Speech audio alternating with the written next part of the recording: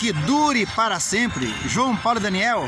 Sai sozinha, eu também estou sozinho, então vamos juntar. Que fez aí um grande sucesso com João Paulo e Daniel, mas também fez um grande sucesso com Negritude Júnior.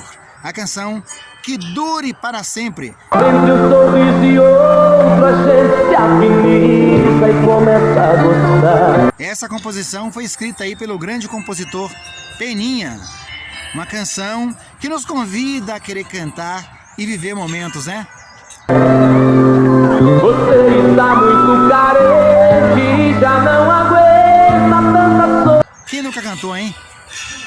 Nós dois não temos rabo preso, você não me cobra nada, eu não cobro você. Podemos ser a gente mesmo, nós não precisamos sorrir sem querer. Eu preciso carregar a filha no meu coração. Linda canção! A canção Que Dure Para Sempre pegou uma época gostosa da música sertaneja, aonde o pessoal começou a cantar uns pagodes e uns sambas aí, você tá recordado? Nós dois não temos rabo preso, você não me cobra. Você lembra?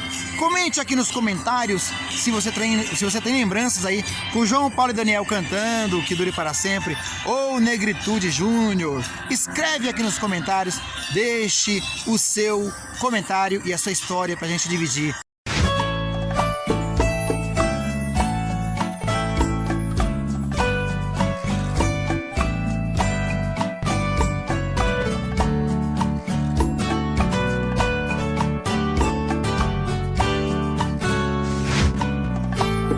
Me diz como vai ficar